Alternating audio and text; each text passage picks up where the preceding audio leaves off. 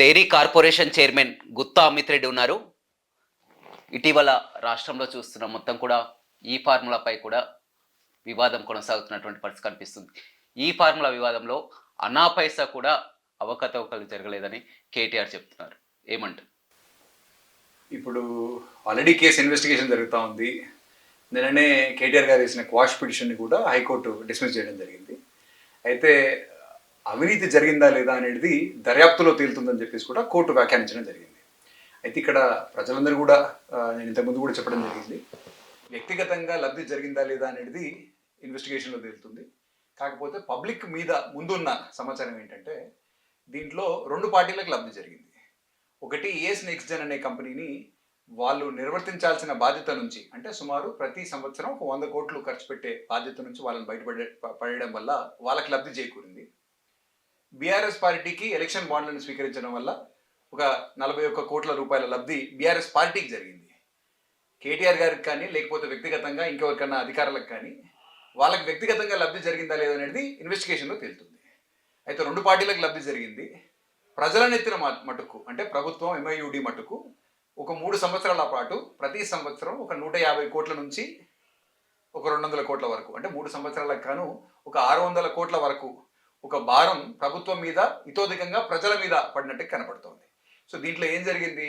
ప్రజల మీద భారం లబ్ధి మటుకు ఏఎస్ నెక్స్ట్ జెన్ అనే కంపెనీకి లేకపోతే బీఆర్ఎస్ పార్టీకి జరిగింది. కాబట్టి దీంట్లో అవినీతి కానీ లేకపోతే ఏవైనా అనైతిక చర్యలు ఏమైనా జరిగినాయా లేదా అనేది ఇన్వెస్టిగేషన్లో తెలుస్తుంది అనేది మటుకు నా. అంటే ఈ ఫార్ములా లిస్ట్లో ముందుగా మీరు అన్నట్టుగా ఏఎస్ నెక్స్ట్ జెన్ కో అనేది మొత్తం కూడా తెర మీదకి వచ్చింది. తర్వాత ఈ గ్రీన్ కో అనేది, అంటే గ్రీన్ కోకి ఏఎస్ నెక్స్ట్ జెన్కి డిఫరెన్స్ ఏంటంటే, గ్రీన్ కో అనేది రెన్యూబుల్ ఎనర్జీ రంగంలో భారతదేశంలో ఎస్టాబ్లిష్ అయిన కంపెనీనే. అయితే ఏఎస్ నెక్స్ట్ జెన్ అనేది గ్రీన్ కోకి సంబంధించిన ఫౌండింగ్ ప్రమోటర్స్ ఎవరైతే ఉన్నారో అనిల్ చల్మల్ శెట్టి గారు కానీ మహేష్ కొల్లి గారు కానీ వీళ్ళిద్దరూ వ్యక్తిగత స్థాయిలో ఏఎస్ నెక్స్ట్ జెన్ అనే కంపెనీని ఏర్పాటు చేయడం జరిగింది. వాళ్లకు క్రీడాపరమైన అంశాల మీద లేకపోతే స్పోర్ట్స్ స్పాన్సర్షిప్స్ మీద ఏ విధమైన వాళ్లకు ఎక్స్పీరియన్స్ లేదు. అయినా కూడా సరే రాష్ట్ర ప్రభుత్వం, ఆనాటి రాష్ట్ర ప్రభుత్వం కేటీఆర్ గారి నాయకత్వంలో ఎంఐయుడి డిపార్ట్మెంట్ ఏదైతే ఉందో ఫార్ములా ఈ promoter FOE limited UK company తోటి ఒక ట్రైపార్టైట్ అగ్రిమెంట్ చేసుకోవడం, దాంట్లో స్పాన్సర్గా వ్యక్తిగత స్థాయిలో ఇద్దరికి ఏ విధమైన ఎక్స్పీరియన్స్ లేని వాళ్ళను స్పాన్సర్స్గా పెట్టడం, ప్రభుత్వం దాంట్లో థర్డ్ పార్టీ కింద ఏదైతే ఫెసిలిటేటర్గా ఒక బాధ్యత తీసుకోవడం జరిగింది. ఈ ట్రైపార్టైట్ అగ్రిమెంట్లో ఎప్పుడైతే ఈ స్పాన్సర్ మన తిరగబడ్డారో, అంటే ఇక నేను ఈ బాధ్యతల్లో నాకు నష్టాలు వస్తున్నాయి, అసలు వాళ్ళని స్పాన్సర్లుగా పెట్టేదానికి కూడా కారణం ఏంటంటే ఆ బరువు వాళ్ళు తీసుకోగలుగుతారనే ఒక నమ్మకంతో మనం ఒక స్పాన్సర్షిప్ అనేది ఎవరికన్నా ఇవ్వాలా. మరి వాళ్ళకి ఆ బాధ్యత ఇచ్చి మనం ఒక ఫెసిలిటేటర్గా మారినప్పుడు ఆ బాధ్యత నుంచి వాళ్ళు విరమించుకున్నప్పుడు ఇంకొక స్పాన్సర్ని చూసి ఉండాల్సింది. ఆ రోజు స్పాన్సర్ని చూడకుండా ప్రభుత్వమే ఆ స్పాన్సర్ బాధ్యతలను తీసుకోవడం, దానివల్ల ప్రజల మీద ఇతోధికంగా సుమారు ప్రతి సంవత్సరం 150 కోట్ల దాకా భారం పడ్డం అనేది అది కొద్దిగా అనైతికంగా జరిగింది అనేది, అది జరగడంలో అంటే మొదటి ట్రైపార్టైట్ అగ్రిమెంట్ని క్యాన్సిల్ చేసుకోవడం, రెండో అగ్రిమెంట్ ఆగమేఘాల మీద చేసుకోవడం, ఆ చేసుకోవడంలో ఏ విధమైన రూల్స్ కానీ ఏది ఫాలో కాకపోవడం. ఎందుకంటే ఒక అగ్రిమెంట్ చేసుకోవాలనుకున్నప్పుడు ఫస్ట్ లీగల్ డ్రాఫ్ట్ తయారు కావాలా, లీగల్ డిపార్ట్మెంట్ నుంచి డ్రాఫ్ట్ ఓకే కావాలా, ఫినాన్స్ డిపార్ట్మెంట్ నుంచి కూడా డ్రాఫ్ట్ అప్రూవ్ కావాలా. ఇందులో అగ్రిమెంట్కి సంబంధించినంత వరకు అవి రెండు కూడా జరిగినట్టుగా అయితే కనపడట్లేదు. రెండో అగ్రిమెంట్ జరగకంటే ముందే ప్రభుత్వం ఆర్నోటి డిపార్ట్మెంట్ ఏదైతే ఉందో ఎంఐయుడి డిపార్ట్మెంట్ స్పాన్సర్గా బాధ్యతలు తీసుకోవడంతో పాటు ఒక సుమారు 45 కోట్లకు సంబంధించిన పేమెంట్ కూడా అది ఇంటర్నేషనల్ ఫండ్స్ అనమాట. మళ్ళీ అవి ఏదో రూపాయల్లో జరిగిన పేమెంట్ కూడా కాదు, నాకు తెలిసి డాలర్లో పౌండ్స్లో ఆ రోజు పేమెంట్ చేయడం, దానికి ఆర్బీఐ పర్మిషన్ లేకపోవడం, ఆ రోజు కోడ్ అమల్లో ఉంది కాబట్టి ఎలక్షన్ కమిషన్కి సంబంధించిన పర్మిషన్ కూడా తీసుకోకపోవడం. ఒక అగ్రిమెంట్ కొత్తగా ఎంటర్ అవుతున్నప్పుడు మళ్ళీ ఇప్పుడు ఇందాక నేను చెప్పినట్టుగా డ్రాఫ్ట్ వెయిటింగ్ అనేది ఎట్లాగూ జరగలేదు. కాకపోతే ఏ ప్రభుత్వం అయినా సరే మీకు తెలియదే ఉంది, ఏదన్నా ఒక ప్రాజెక్ట్ కట్టాలనుకోండి, దానికి సంబంధించినంత వరకు ఒక క్యాబినెట్ అప్రూవల్, ఒక అడ్మినిస్ట్రేటివ్ శాంక్షన్, ఇంత ఖర్చు ప్రజల నెత్తిన ఏదైనా ప్రభుత్వం పెట్టకంటే ముందు దానికి ఒక ప్రాసెస్ ప్రొసీజర్ ఉంటుంది. ఆ ప్రాసెస్ ప్రొసీజర్ అనేది ఎక్కడ కూడా ఫాలో కాలేదు.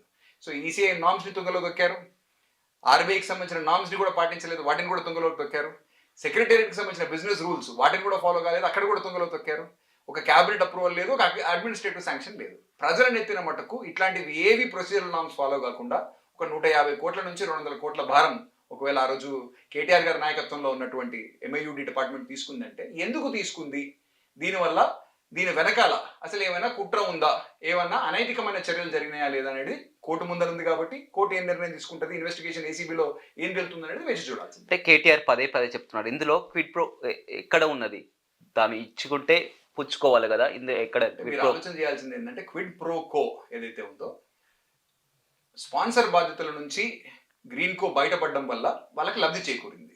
అంటే సుమారు ప్రతి సంవత్సరం ఒక 100 నుంచి 120 కోట్ల వరకు ఖర్చు పెట్టవలసిన అవసరం లేకుండా ఒక 3 సంవత్సరాల పాటు అంటే వాళ్ళకు ఒక 300 కోట్ల నుంచి 350 కోట్ల వరకు ఆదా జరిగింది. వాళ్ళు నా బాధ్యతల నుంచి బయటపడడం వల్ల వాళ్ళకి లబ్ధి జరిగింది. అదే గ్రీన్ కో ఆర్ ఏజ్ నెక్సన్ కి సంబంధించిన ప్రమోటర్స్ కి సంబంధించిన అనేక సబ్సిడరీల నుంచి అదే సంవత్సరం 2022వ సంవత్సరంలో సుమారు ఒక 40 నుంచి 41 కోట్ల రూపాయలు ఎలక్షన్ ఫండ్ల రూపాయన బీఆర్ఎస్ పార్టీకి దగ్గరవి. వ్యక్తిగతంగా కేటీఆర్ గారికి దక్కకపోవచ్చు కాకపోతే ఆయన ఆధ్వర్యంలో నడుస్తున్నట్టుగా లేకపోతే వాళ్ళ కుటుంబానికి సంబంధించిన ఆధ్వర్యంలో నడుస్తున్నట్టు బీఆర్ఎస్ పార్టీ ఏదైతే ఉందో దానికి ఇతోదకంగా ఒక 41 కోట్ల రూపాయల దాకా ఎలక్షన్ ఫండ్స్ దక్కినాయి. వాళ్ళకి లబ్ధి జరిగింది.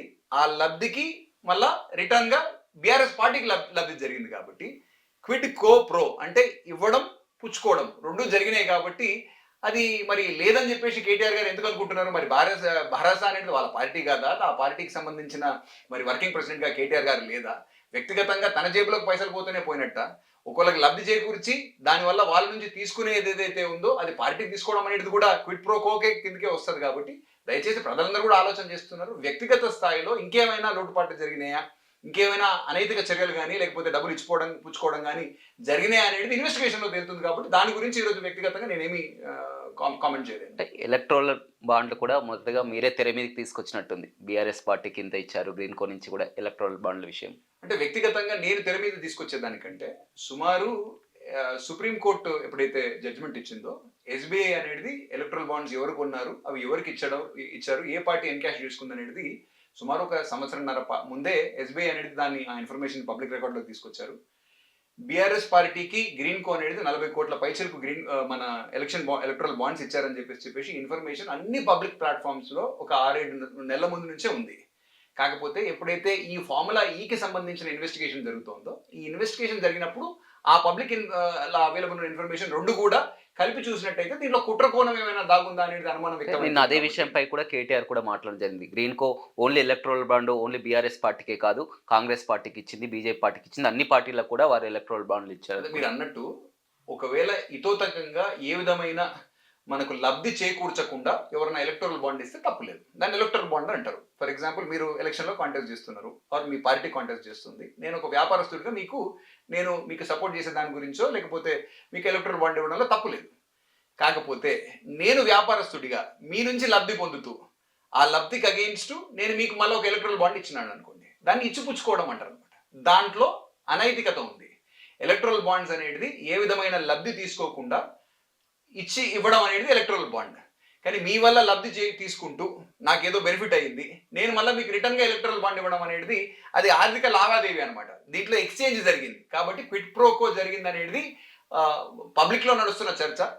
వాస్తవాలు ఏంటి ఏం సంగతి అనేది ఏసీబీ ఇన్వెస్టిగేషన్ కానీ లేకపోతే హైకోర్టు కానీ తెలుస్తాయని చెప్పేసి అనుకుంటున్నాను. కానీ ఒక అంతర్జాతీయ స్థాయిలో హైదరాబాద్ బ్రాండ్ ఇమేజ్ని పెంచడానికే ఈ ఫార్మాను తీసుకొని రావడం జరిగింది. అది తాను చేశానని కూడా కేటీఆర్ పదే చెప్తున్నటువంటి పరిస్థితి. వాస్తవం. ఇప్పుడు ఏ విధమైన అంతర్జాతీయ వ్యాపార సంస్థ అయినా లేకపోతే ఏదైనా అంతర్జాతీయ ఖ్యాతిగాంచిన ఈవెంట్ కానీ ఎవరైనా హైదరాబాద్కి తీసుకొచ్చేటట్టయితే దాన్ని ఎవరైనా సరే, నేనైనా సరే, ఎవరైనా సరే ఆహ్వానించదగ్గదే. నేను కూడా కేటీఆర్ గారు ఆ రోజు మన ఫార్ములా ఏదైతే గ్రీన్ ట్రీ ఉందో హైదరాబాద్కి వచ్చాడు. నేను కూడా ఆ రోజు మీరు బీఆర్ఎస్ పార్టీలో ఉన్నారు కాబట్టి అభినందించారు, ఇప్పుడు కాంగ్రెస్ పార్టీలో ఉన్నారు కాబట్టి రాజకీయాలతో సంబంధం లేకుండా ఈ రోజు నేను ఆ రోజు ఏ పార్టీలో ఉన్నా, ఈ రోజు ఏ పార్టీలో ఉన్నా, రాజకీయాలతో సంబంధం లేకుండా ఎవరు మంచి నిర్ణయాలు తీసుకున్నా ఆ నిర్ణయాలను మనం ఆహ్వానించాల్సింది. దాన్ని ఇప్పుడు ఒక పెట్టుబడిదారుని మనం హైదరాబాద్కి తీసుకొచ్చి వాళ్ళతో మంచి పెట్టుబడి పెట్టి ఒకవేళ కేటీఆర్ గారు పెట్టించుంటే దాన్ని మనం ఆహ్వానించాల్సింది, దాన్ని తప్పుపట్టాల్సిన అవసరం లేదు. కాకపోతే దీంట్లో ఎప్పుడైతే ఒక అనైతికమైన అండర్స్టాండింగ్ ఉంది అనే పాసిబిలిటీ ఎప్పుడైతే బయటపడుతుందో అప్పుడు, ఎందుకంటే నేను ఆహ్వానించిన రోజున ఏదైతే గ్రీన్ ట్రీ అనేది 2022లో అగ్రిమెంట్లో చేసుకున్నప్పుడు ప్రభుత్వం నెత్తిన ఏ బాధ్యత లేదు, బరువు లేదు. ఆ రోజు ఒక ప్రమోటర్ ఉన్నాడు ఫార్ములా ఈ, ఒక స్పాన్సర్ ఉన్నాడు ఏస్ నెక్స్ట్ జెన్. వాళ్ళిద్దరి సపోర్ట్తోని ప్రభుత్వం ఓన్లీ వాళ్ళకు ఒక వ్యవస్థ క్రియేట్ చేసింది. ఏది వాళ్ళకు చూసే వాళ్ళకు ఆ రేస్ ట్రాక్ నిర్మాణం కానీ లేకపోతే ఫెసిలిటీస్ కొన్ని ఏమన్నా ఉంటే రెస్ట్ రూమ్స్ కానీ కూర్చునే దానికి ప్లేసెస్ కానీ రేస్ ట్రాక్ కానీ ఇవి ప్రభుత్వం చేసింది. అంతవరకు చేయడంలో ఏ విధమైన తప్పు లేదు. కాకపోతే ఎప్పుడైతే స్పాన్సర్ విరమించుకున్నప్పుడు ఆ స్పాన్సర్ ఏదైతే నిర్వర్తించాల్సిన బాధ్యత ఏదైతే ఉందో ఆ 150 నుంచి 200 కోట్లు ప్రతి సంవత్సరం పెట్టే ఏదైతే భారం ఉందో అది ప్రజల నెత్తిన అంటే పెట్టినప్పుడు స్పాన్సర్ విరమించుకున్నప్పుడు ఎవరు కూడా రారు కాబట్టి అతను మళ్ళీ ఇప్పుడు బ్రాండ్ ఇమేజ్ని తగ్గించొద్దని. మీరు మీరు అన్న దాంట్లో వాస్తవం ఏంటంటే మరి అట్లాంటప్పుడు చాలా రేసులు జరుగుతుంటాయి బయట. మరి ప్రజలతోని వాటికి లాభమా నష్టమా అనేది బేరీజు వేసుకోకుండా స్పాన్సర్ ఉన్నప్పుడు చేయడంలో తప్పులేదు. ఎవరైనా సరే దాని దీనివల్ల లాభమైందని కానీ అతనే చెప్పాడు కదా నీల్సన్ సర్వే ద్వారా. ఇప్పుడు నీల్సన్ సర్వే అనేది కూడా మీరు ఆలోచన చేయాల్సింది. నేను మొన్న కూడా ఇంకోళ్ళు అడిగితే కూడా చెప్పిన నీల్సన్ సర్వే అనేది అది స్పోర్ట్స్ ఒక కన్సల్టింగ్ కంపెనీ. వాళ్ళకు ఎవరు ఫీజు ఇస్తే ఆ ఫీజు ఇచ్చే వాళ్ళకి అనుకూలంగా అంటే కేటీఆర్ సర్వే చేయించుకున్నారంట. కేటీఆర్ కాకపోయినా ఫార్ములా ఈ అనేది ప్రమోటర్ కదా, ఎవరో గోళ్ళు వాళ్ళకి ఆ డబ్బులు ఇస్తే ఇప్పుడు నేను ఒక ప్రమోటర్ లాగా ఉన్నా, ఫార్ములా ఈని ఇండియాకి తీసుకొస్తానని చెప్పేసి మీకు చెప్తాను, దీనివల్ల ఇంత లాభం జరుగుతుంది అనేది నేను మీకు ఒక రిపోర్ట్ ఇస్తేనే కదా మీరు నన్ను తీసుకునేది. సో నాకున్న వ్యక్తిగతంగా అనుమానం ఏంటంటే ఈ నెల్సన్ సర్వే అనేది ఫార్ములా ఈ అనే సంస్థ వాళ్ళ వ్యాపారం కోసమని వాళ్ళ మార్కెటింగ్ కోసం అని చెప్పేసి ఆ రిపోర్ట్ తయారు చేసింది అనేది. అందుకే మీరు ఆలోచన చేయాల్సింది ఏంటంటే అసలు ఈ నెల్సన్ సర్వేకి డబ్బులు ఎవరు ఇచ్చారు, ఫీజు ఎవరు ఇచ్చారు? ఎందుకంటే వాళ్ళకి రిపోర్ట్ ఇచ్చినప్పుడు దానికి ఎవరో ఒకళ్ళు ఏదో ఒక ఆర్థికంగా వాళ్ళకి ఏదో ఒక ఫీజు అయితే ఇచ్చి ఉండాలి కదా. ఆ ఫీజు కనుక ఒకవేళ ఫార్ములా ఇచ్చి ఉంటే కనుక 100% వాళ్ళకి అనుకూలంగా రాస్తారనమాట. ఫార్ములా ఈని మనం ఎందుకు తీసుకొస్తున్నాము, వాళ్ళకి ఎందుకు ప్రమోటర్ ఫీ లాగా 100 కోట్లు ఇస్తున్నాము? ఎందుకంటే ఆ వ్యాపారం వాళ్ళకి జరగాలంటే ఆ వ్యాపారం వల్ల మనకేదో లబ్ధి జరిగేటట్టుగా వాళ్ళు బయట ఒక ప్రైవేట్ రిపోర్ట్ ఒకటి కొనుక్కున్నారు. ఆ కొనుక్కున్న రిపోర్ట్ని మనం ఎందుకు నమ్మాలా? అసలు దాంట్లో వాస్తవికత ఏంది? ఆ రిపోర్ట్ని బయటకి ఇచ్చేటప్పుడు ఆ రిపోర్ట్కి ఎవరు అమౌంట్ పే చేసినారు, దాన్ని ఎవరికి అనుకూలంగా వాళ్ళు రిపోర్ట్ ఇచ్చినారు అనేది కూడా మనం స్టడీ చేయాల్సిన అవసరం ఉందని చెప్పేసి మటుకు నేను భావిస్తాను. గతంలో కూడా ఈ ఫార్ములా రేస్ విషయంలో మీరు చెప్పడం జరిగింది. ఎవరు కూడా మిగతా దేశాలు కూడా దీన్ని నిర్వహించాలంటే చాలా భారంతో కూడుకున్నదని కూడా మీరు గతంలో కూడా చెప్పడం జరిగింది. అంత భారం ఉన్నప్పుడు కూడా మిగతా దేశాల్లో కాదని కూడా హైదరాబాద్లో నిర్వహించాలని కేటీఆర్ తీసుకున్నటువంటి స్టెప్ గ్రేట్ స్టెప్ అనుకోవచ్చు కదా. అంటే గ్రేట్ స్టెప్ అని కాదండి, ఎవరన్నా ఏదైనా నిర్ణయం తీసుకునేటప్పుడు ఆర్థిక పరమైన భారం మన మీద లేకుండా నిర్ణయం తీసుకుంటే మటుకు 100% దాన్ని ఆహ్వానించవచ్చు. కాకపోతే మనం అంతర్జాతీయ స్థాయిలో ఒకవేళ దాని గురించి మీరు ఒకవేళ ఆలోచన చేసినట్టయితే కెనడా మాంట్రియాల్ సిటీ అనేది ఒక రేస్ చేసిన తర్వాత ఆర్థికంగా వెసులుబాటు అవ్వట్లేదని చెప్పేసి వాళ్ళు విరమించుకోవడం, దాంతోపాటు కేప్ టౌన్ సౌత్ ఆఫ్రికాలో కూడా ఆ సిటీలో కూడా ఇట్లాంటి రేసే ఒకటి వాళ్ళు కూడా విరమించుకోవడం, అంతర్జాతీయ స్థాయిలో 2-3 నగరాల్లో పెద్ద నగరాల్లో హైదరాబాద్తో కంపేర్ చేస్తే ఇంకా పెద్ద నగరాల్లో కూడా ఆర్థికంగా ఇది వర్కౌట్ అవ్వట్లేదనే బేసిస్ మీద ఆ సిటీకి సంబంధించిన కౌన్సిల్స్ ఏవైతే అడ్మినిస్ట్రేషన్స్ ఉన్నాయో వాళ్ళు విరమించుకోవడం జరిగింది. మనం ఒక అగ్రిమెంట్ చేసుకునేటప్పుడు ఒక బాధ్యత తీసుకునేటప్పుడు అంతర్జాతీయ స్థాయిలో ఏం జరుగుతుంది అనేది ఆ రోజు కేటీఆర్ గారు ఆలోచన చేస్తుంటే బాగుంటుండే. ఇది ఒకటే కాకుండా ఇప్పుడు గ్రాండ్ ప్రీ కోసం అని చెప్పేసి మనం ఢిల్లీ గాజియాబాద్ దగ్గర బుద్ధ్ సర్కిట్ అనేది కూడా ఒక రేస్ ట్రాక్ ఉంది. అక్కడ జేపీ అంటే జయప్రకాష్ అసోసియేట్స్ ఢిల్లీ సంస్థ బుద్ధ్ సర్కిట్ ని నిర్మాణం చేసింది. చేసిన 2-3 సంవత్సరాలు అక్కడ 1-2 సంవత్సరాలు రేసులు జరిగాయి. తర్వాత ఆ భారం మోయలేక గ్రీన్ పే ఈవెంట్ అనేది మళ్ళా ఇప్పుడు కూడా భారతదేశంలో జరగలేదు. ఆ నిర్మాణ వ్యయాన్ని భరించిన జేపీ ఏదైతే ఉందో అది ఆర్థికంగా దివాలా తీసే పరిస్థితిలో కూలిపోయింది అనమాట. సో మన దేశంలో ఉన్నటువంటి ఎక్స్పీరియన్స్ కూడా బాగలేకపోవడం, అంతర్జాతీయ స్థాయిలో ఇంకా వివిధ మనకంటే పెద్ద నగరాలు ఏవైతున్నాయో అవి కూడా ఈ ఆర్థిక భారాన్ని మోయలేనప్పుడు మనము మన నెత్తిన, ఎందుకంటే తెలంగాణ రాష్ట్ర ప్రభుత్వానికి సంబంధించిన సొమ్ములను అంటే ఎవరు చేయలేంది కేటీఆర్ చేద్దాం అనుకో, కానీ దానివల్ల మన ప్రజల మీద ఎంత భారం పడుతుంది అనేది కూడా ఆలోచన చేయాలి కదా. ఇప్పుడు ఎవరైనా కూడా సరే ప్రభుత్వానికి సంబంధించిన అధినేతలు ప్రజలు, నిన్న కోర్టు కూడా చెప్పింది, ప్రజల సొమ్మును ఒక జవాబుదారీతనంతో వాళ్ళు ఒక ట్రస్టీ లాగా వ్యవహరించాలి తప్ప ఇది తన వ్యక్తిగత సొమ్ము కింద భావించి వ్యక్తిగత నిర్ణయాలు తీసుకునేదానికి లేదు. ఆ రోజు కేటీఆర్ గారు తీసుకునేది మటుకు ముమ్మాటికి వ్యక్తిగత నిర్ణయమే. ఎందుకంటే ఏ విధమైన రూల్ ఫాలో కాల, అడ్మినిస్ట్రేటివ్ శాంక్షన్ లేదు, ఫినాన్స్ డిపార్ట్మెంట్ అప్రూవల్ లేదు, క్యాబినెట్ అప్రూవల్ లేదు, ఏది లేకుండా ఒక వ్యక్తిగత నిర్ణయంతో ప్రజల సొమ్మును ఒక అంతర్జాతీయ సంస్థకి ఇవ్వడం అనేది డెఫినెట్లీ అనైతికమైన చర్య కిందనే భావించాలి. కేటీఆర్ గతంలో కూడా ఇదే విషయంపై కూడా చెప్పడం జరిగింది. ప్రభుత్వం అంటే మంత్రి, దీనికి మంత్రి ఉన్నప్పుడు తీసుకోవచ్చు, క్యాబినెట్ అవసరం కూడా లేదని కూడా కేటీఆర్ కూడా చెప్పారు. దీనికి సింపుల్ బిజినెస్ రూల్స్ ఉన్నాయి, నేను పెద్దగా అంత చెప్పాల్సిన అవసరం లేదు. హెచ్ఎండిఏ కూడా హైదరాబాద్ని ప్రమోట్ చేసే ఏదైతే రెస్పాన్సిబిలిటీ హెచ్ఎండిఏకి ఉందో దానికి ఒక 10 కోట్ల వరకు లిమిట్ పెట్టుకున్నారు. హెచ్ఎండిఏకి చైర్మన్గా కేసీఆర్ గారు ఉన్నారు. మరి కేసీఆర్ గారి నాయకత్వంలోనే ఆ నిర్ణయం తీసుకున్నారా, లేకపోతే యాజ్ ఎంఐయుడి మినిస్టర్గా కేటీఆర్ గారికి ఆయనే నిర్ణయం తీసుకున్నారా, వాళ్ళు సవివరంగా చెప్పాల్సి వస్తుంది. 10 కోట్ల కంటే ఎక్కువ పేమెంట్ జరుగుతున్నప్పుడు మరి క్యాబినెట్కి ఎందుకు పంపించలేదు, మరి ఫినాన్స్ డిపార్ట్మెంట్ అప్రూవల్ ఎందుకు తీసుకోలేదు అనేది కూడా ఆ సమాధానాలు కేటీఆర్ గారే చెప్పాలా. ప్రొసీజరల్గా ఫాలో కావాల్సిన ఈ ఒక్క రూల్ కూడా వాళ్ళు ఫాలో కాలేదు. మరి ప్రజల నెత్తిన ఇంత పెద్ద భారం పెడుతున్నప్పుడు ఒకసారి 50 కోట్ల నిర్ణయాన్ని పక్కన పెడదాం. 50 కోట్ల మట్టుకు దాంతోనే అయిపోయేది కాదు కదా. ఇది సుమారు ప్రతి సంవత్సరం 150 కోట్ల బర్డెన్ అనేది ఒక 3 సంవత్సరాల పాటు మన మీద పెట్టే భారాన్ని. 50 కోట్లు అనేది ఓన్లీ ఆ రోజు అడ్వాన్స్ ఇచ్చినట్లు లెక్క. ఇంకొక 300 కోట్లు 400 కోట్లు ఫర్దర్ ఇవ్వాల్సిన పరిస్థితి ఉంది కాబట్టి మరి అంత పెద్ద భారం తీసుకుంటున్నప్పుడు మరి క్యాబినెట్ అప్రూవల్ తీసుకోవాలి కదా, ఫినాన్స్ డిపార్ట్మెంట్ అప్రూవల్ తీసుకోలేదు కదా. అవి తీసుకోకుండా కేటీఆర్ గారు వ్యక్తిగత స్థాయిలో ఎందుకు అంత నిర్ణయం తీసుకున్నారు అనేది డెఫినెట్లీ దాంట్లో ఏదో ల్యాబ్స్ ఉంది అనేది మటుకు అందుకే కోర్టు నిన్న ఆయన పిటిషన్ కూడా క్వాష్ చేసింది, ఇన్వెస్టిగేషన్ చేయవలసిందిగా కోరుతాం. అంటే అప్పటి ముఖ్యమంత్రి కేసీఆర్కి ఈ విషయం తెలియదు అనుకుంటున్నారా? ఇది కేటీఆర్ గారు కేసీఆర్ గారు బయట పబ్లిక్ వచ్చి వాళ్ళు వివరించాల్సిన అవసరం ఉంటుంది. నేను దాని గురించి స్పెక్యులేట్ చేసి లాభం లేదు. ఎందుకంటే ఖచ్చితంగా తన క్యాబినెట్లో కేటీఆర్ గారు క్యాబినెట్ మంత్రిగా ఉన్నప్పుడు ఏ నిర్ణయం తీసుకున్నా తండ్రిగానైనా లేకపోతే ప్రభుత్వ అధినేతగానైనా కేటీఆర్ గారు ఖచ్చితంగా చెప్పాలా కేసీఆర్ గారికి తెలిసి జరిగిందా లేదా. దానికి సంబంధించిన వివరణ ఒకవేళ కేసీఆర్ గారు కూడా ఇస్తే బాగుంటుంది. దాంతోపాటు ప్రభుత్వ అధినేతగా కాకుండా హెచ్ఎండిఏకి సంబంధించిన అమౌంట్ బయటికి పోతున్నప్పుడు హెచ్ఎండిఏ చైర్మన్గా కూడా కేసీఆర్ గారే ఉన్నారు. హెచ్ఎండిఏకి సంబంధించిన వైస్ చైర్మన్గా మున్సిపల్ శాఖ మంత్రి గారు ఆ రోజు కేటీఆర్ గారు ఉన్నారు. మరి చైర్మన్ గారికి తెలిసి చేశారా పేమెంట్, తెలియకుండా చేశారా అనేది కూడా ఖచ్చితంగా కేసీఆర్ గారు కానీ కేటీఆర్ గారు కానీ ప్రజలకు వివరిస్తే బాగుంటుంది అనేది నా ఆలోచన. అంటే ఈ ఫార్ములా జరిగి కూడా ఇది సంవత్సరం అవుతుంది. సంవత్సర కాలం తర్వాత ఇప్పుడు ఏసీబీ కేసు పెట్టడం కానీ ఇప్పుడు చర్చకు రావడం ఏంది? పూర్తి ఇది అటెన్షన్ డైవర్షన్ పాలిటిక్స్లా ఉన్నాయి. మొత్తం ఇచ్చినటువంటి హామీలను నెరవేర్చకుండా డైవర్ట్ చేయడానికే ఈ విధంగా పెట్టారు. సంవత్సరం తర్వాత ఎందుకు గుర్తుకొచ్చింది ఇప్పుడు కేసు చేయాల్సినటువంటి? ప్రభుత్వానికి ఎప్పుడైతే దృష్టికి దీనికి సంబంధించిన అంశాలు కానీ ఎప్పుడైతే వస్తాయో సుమారు కేటీఆర్ గారే తన వ్యక్తిగతంగా ప్రెస్ మీట్లో తను చెప్పడం జరిగింది. డిసెంబర్ నేను అనుకుంటా 2023లో 2023 సంవత్సరంలో డిసెంబర్లో ఎప్పుడైతే ఫార్ములా ఈ నుంచి గవర్నమెంట్కి నోటీసెస్ రావడము, వాళ్ళు ఒక ఆర్బిట్రేషన్కి నోటీసెస్ పంపించాడో ఆ ఆర్బిట్రేషన్కి సంబంధించిన నోటీసెస్ నాకు తెలిసి 2024 జూన్ మాసంలో ఏదో వచ్చినట్టుగా నాకున్న సమాచారం. ఎప్పుడైతే గవర్నమెంట్కి నోటీసెస్ వస్తాయో దీంట్లో కొద్దిగా అనైతికమైన చర్యలు జరిగినాయి అనేది గవర్నమెంట్కి ఎప్పుడైతే నోటీస్ వస్తుందో దాని మీద ఒక ఇన్వెస్టిగేషన్ ఏదైతే జరగాలో దానికి కొద్దిగా టైం పడుతుంది. కాబట్టి దానికి సంబంధించిన వివరాలు ఏమయ్యాయి ఏం సంగతి అనేది తెలుసుకోవాల్సి వస్తుంది. కాబట్టి డెఫినెట్లీ ఇప్పుడు కోర్టులు అయినా సరే ఏ ఇన్వెస్టిగేషన్కి అయినా సరే లిమిటేషన్ ఒక టైం ఉంటుంది. ఆ టైం కింద ఎవరైనా కూడా సరే ఏదైనా సరే ఇన్వెస్టిగేట్ చేసేదానికి అవకాశం ఉంది.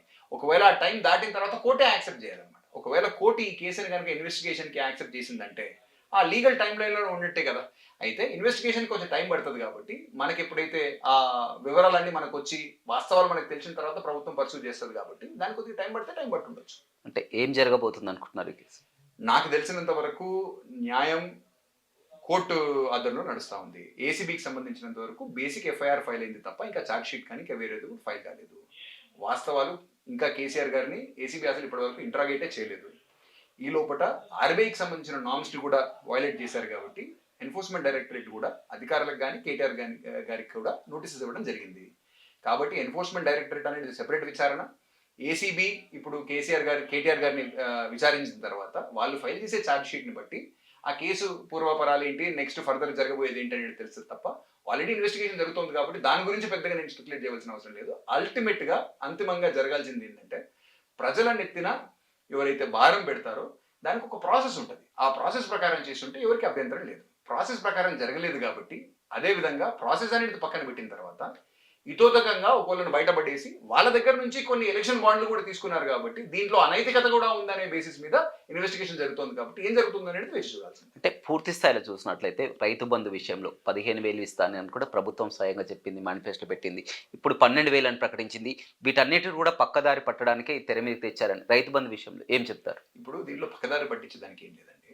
క్యాబినెట్ మన 2 రోజుల ముందు సమావేశమయ్యి మా ముఖ్యమంత్రి గారు క్యాబినెట్ అయిపోయిన తర్వాత తనే వ్యక్తిగతంగా పర్సనల్గా ప్రెస్తో మాట్లాడడం జరిగింది.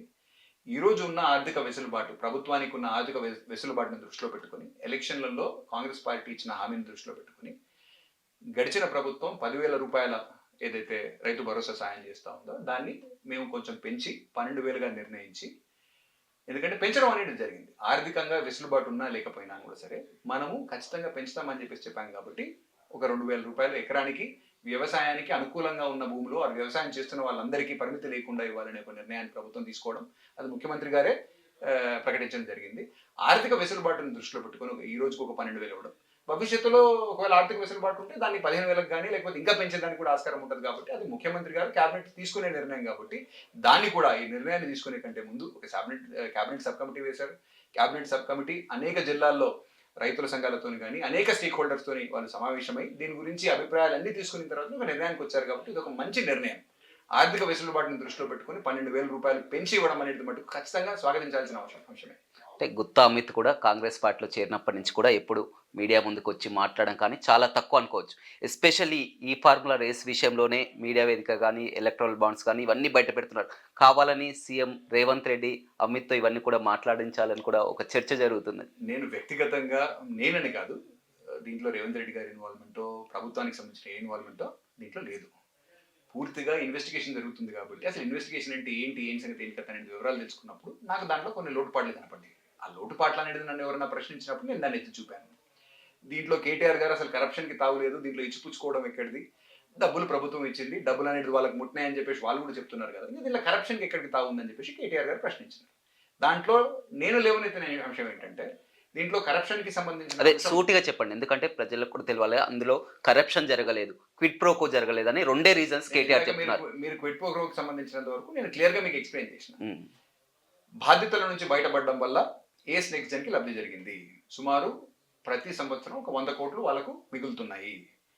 దానికి పర్యవసానంగా వాళ్ళు బీఆర్ఎస్ పార్టీకి ఒక 41 కోట్లకు సంబంధించిన ఎలక్షన్ బాండ్లు ఇచ్చారు. అది ఖచ్చితంగా బీఆర్ఎస్ పార్టీ ఎన్కాష్ చేసుకుంది, ఇవ్వడం జరిగింది, పుచ్చుకోవడం కూడా జరిగింది. అంటే గవర్నమెంట్ కు 100 కోట్లు ప్రతి సంవత్సరం కూడా ఈవెంట్ జరిగినప్పుడు 100 కోట్లు నష్టం, 100 కోట్లు పడినప్పుడు కేవలం ఒక 40 కోట్ల కోసం కేటీఆర్ ఈ విధంగా ఎట్లా చేస్తారనుకో. అంటే ఏదైనా సరే అమౌంట్ పెద్దదా చిన్నదా అనేది మీరు పక్కన పెడితే ఒక 100 కోట్లు ఒకవేళ మిగిలిచ్చే దాని గురించి దానికి ఒక 40 కోట్లు ఒకవేళ వాళ్ళు బీఆర్ఎస్ పార్టీకి ఇస్తే దాంట్లో బీఆర్ఎస్ పార్టీకి లబ్ధి జరిగింది, మన ఏజ్ నెక్స్ట్ జన్ కి లబ్ధి జరిగింది, ప్రజల నెత్తిన మటుకు భారం పడ్డది. ప్రజల నెత్తిన భారం పడ్డది కాబట్టి ఆ భారాన్ని ప్రజల నెత్తిన మోస్తున్నప్పుడు ఫాలో కావాల్సిన ప్రొసీజర్ కానీ శాంక్షన్ కానీ ఏది తీసుకోలేదు కాబట్టి ఈ ఇన్వెస్టిగేషన్ జరుగుతూ ఉంది. ఇన్వెస్టిగేషన్ ఏం చెప్తుందో వేచి చూడాలి. రైట్, చూడొచ్చు మొత్తం మీద ఇందులో ఈ ఫార్ములా విషయంలో అవినీతి జరగలేదని, క్విడ్ ప్రోకో జరగలేదని కేటీఆర్ చెప్పిన దాంట్లో అసలు నిజం లేదని, ఖచ్చితంగా ఇందులో ఈ ఫార్ములా రేస్లో చాలా క్లియర్గా అవినీతి క్విడ్ ప్రోకో అనేది కళ్ళకు కొట్టొచ్చినట్టు కూడా కనపడుతున్నాయి. ఖచ్చితంగా ఈ ఫార్ములా విషయంలో కూడా తప్పిదం జరిగిందని కూడా గుత్తా అమిత్ రెడ్డి చెప్తున్నారు. Over to studio. ప్రపంచంలో ఏ మూల ఏ క్షణం ఏం జరుగుతుందో వేగంగా తెలుసుకోవడానికి తొలి వెలుగు వాట్సాప్ ఛానల్ని ఫాలో చేయండి.